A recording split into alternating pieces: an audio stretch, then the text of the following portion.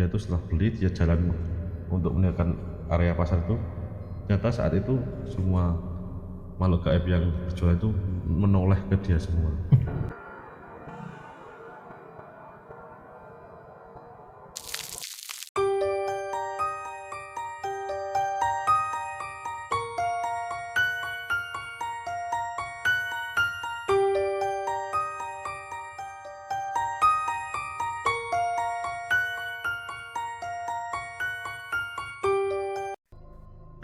Aku juga pernah baca sih kalau itu di Gunung Lawu juga itu kayak ada itu loh, kayak apa ya, kayak apa itu, tempat yang banyak-banyak batu-batunya itu loh. Itu di Oh, Gunung Lawu ada kan itu. Nah, itu katanya kalau di situ itu mendapat bisikan, misal harus beli gitu loh. Harus beli oh, itu katanya di situ ya kita memang harus membuang uang.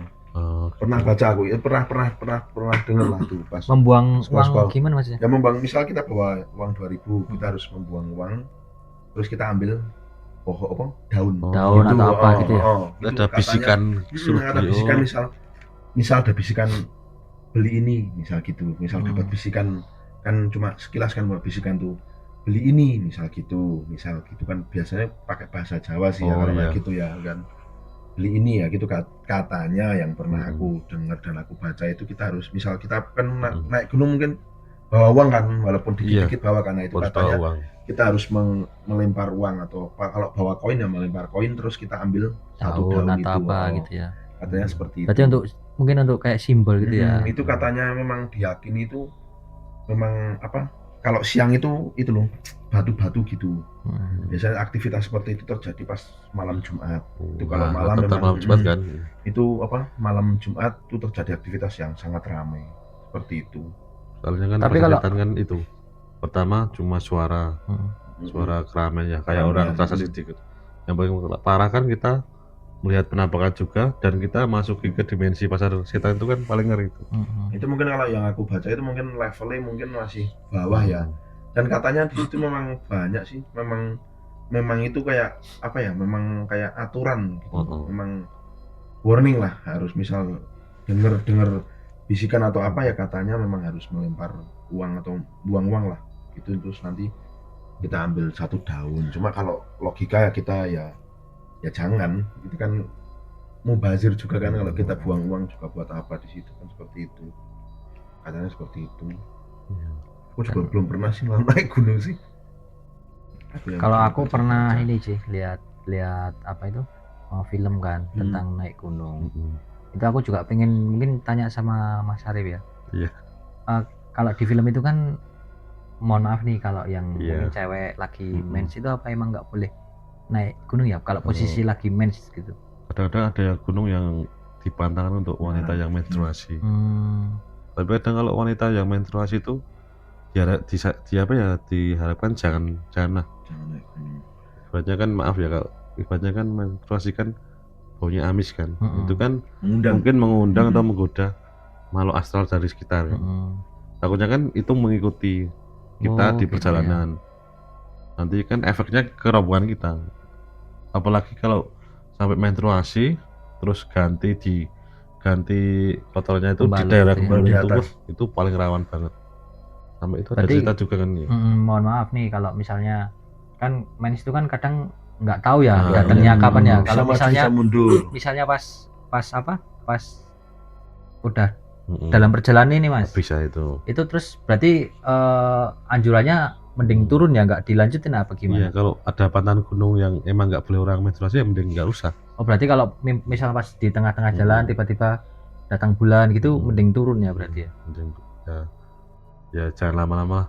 Yang paling bahaya kan sampai buang kotoran di gunung.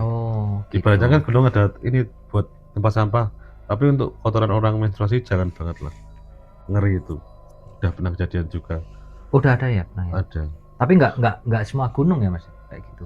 Apa emang? Tapi kalau rata-rata untuk meninggalkan boleh ya kayak ya bekas menstruasi itu jangan sampai dibuang di. Ya mungkin kalau memang kan ada kan mungkin kayak tadi yang nggak percaya seperti itu, cewek udah mens gitu memang harus naik gitu, udah perlengkapan nih udah bawa. Kalau saranku sih misal di atas kan pasti Pak ganti kan, nah itu pemberatnya itu gantinya itu dibawa aja pakai berarti plastik. jangan dibuang di situ. Dibuang Jangan sampai situ. dibuang di arah Dibawa gunung. plastik dibawa turun aja, dibuang di bawah aja seperti itu.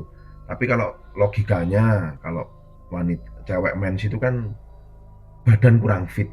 Kalau logikanya ini ya, saya logikanya keluar dari mistis ini. Iya betul. Logika kan kalau mens itu kan fisik nggak fit, kadang ada yang sampai sakit ambruk itu kan mungkin itu kalau nggak boleh naik itu karena fisik nggak kuat, nanti ada pertimbangan apa-apa, itu ya, mungkin seperti itu. Dan kalau diambil sisi positifnya dan sisi logisnya juga, emang kalau misalnya ganti terpaksa nih ganti di atas, itu kan segi positifnya juga kita nggak akan mengotori itu kan. Iya, betul. Jadi mending di bawah di tas, kayak mungkin kayak nggak itulah, mungkin sampah-sampah lain pun lebih baik tetap dibawa turun lagi kan. Nggak boleh kan, karena kan bisa mengotori itu ya. Soalnya kan ada juga gunung yang turunnya tertib kan. Kita bawa berapa itu dihitung perincian. Kalau turunnya selisih, udah denda itu siap aja kita kena denda banyak. Buat itu menjaga kebersihannya kayak gitu ya. Ibaratnya kamu punya rokok satu bungkus kan 12 batangan. Kamu turunnya bawa 11 batang. Yang satu mana? Padahal lupa kan, yang satu temennya join kan. Bisa aja kan yang tahu jawab kita. Gitu ya? Oh aku cuma 11 batang. Oh iya temanku kemarin join ya. Itu juga bisa itu kena denda. Berarti emang bagus juga sih, karena juga buat menjaga kelestarian, untuk menjaga kebersihan juga kan. Ya betul. Ya jadi itu ya teman-teman mungkin yang suka naik gunung, dan mungkin kalau yang expert pasti udah tahu lah peraturan kayak gitu ya. Mungkin kalau yang untuk pemula ini juga bisa buat tips juga ya teman-teman. Jadi lebih baik sampah-sampah juga dibawa turun lagi ya.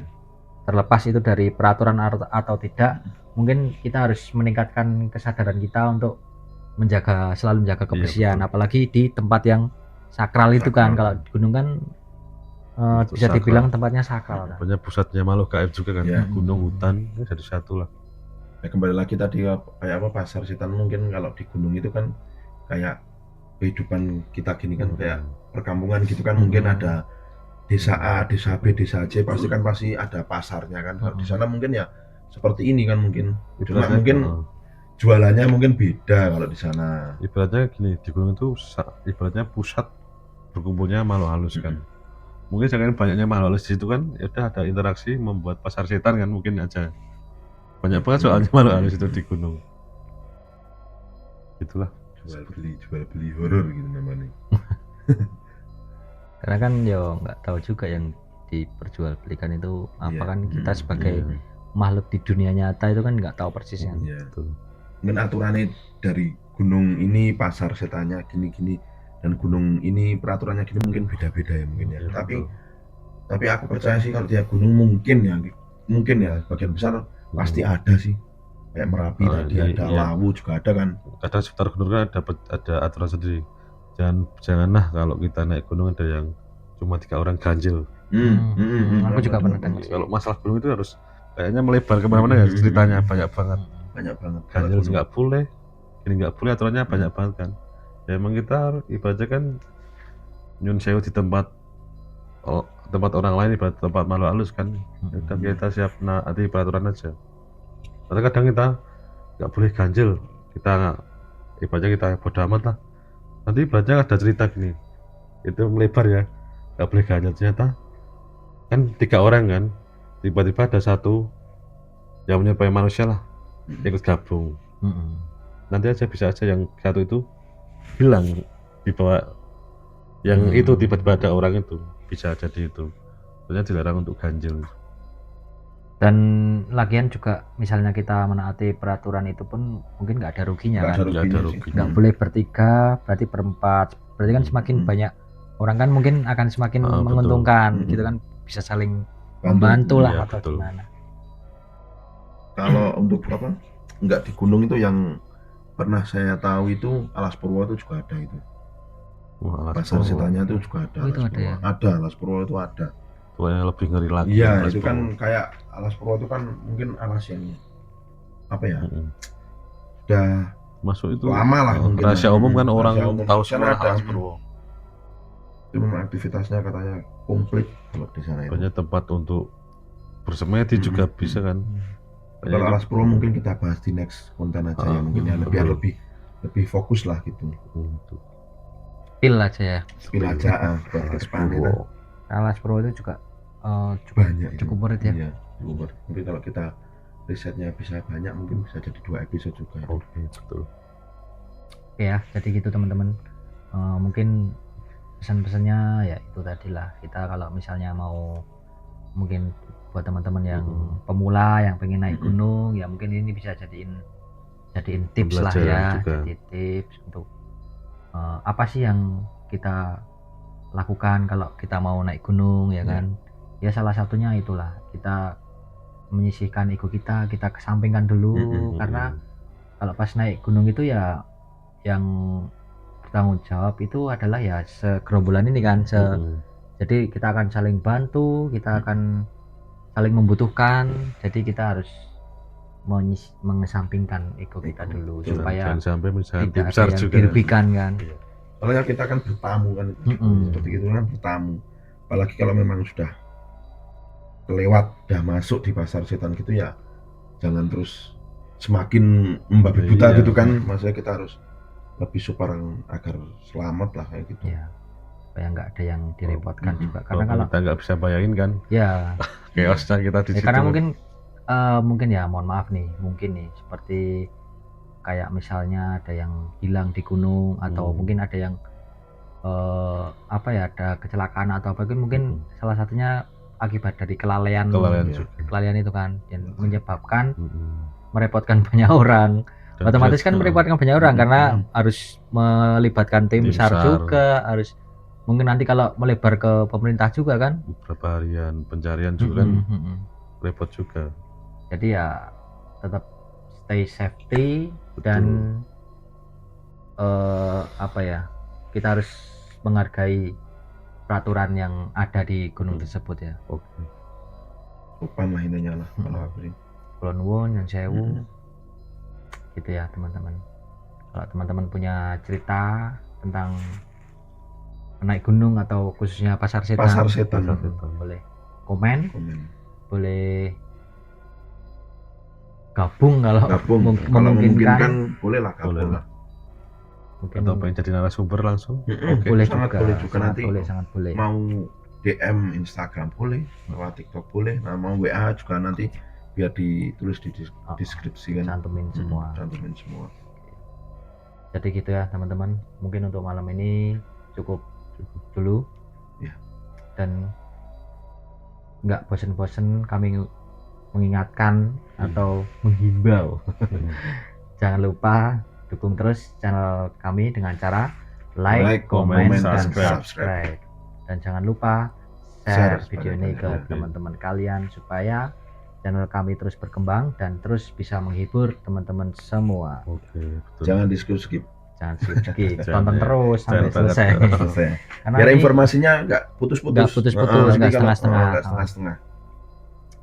Ya karena ini kita tag-nya tengah malam banget ini. Butuh perjuangan ya. Bukan malam ini, udah pagi nih. Jam 2 ini. Oke ya teman-teman, jadi sampai sini dulu. Jangan bosan nonton kami. Betul. Di konten nongkrong horor.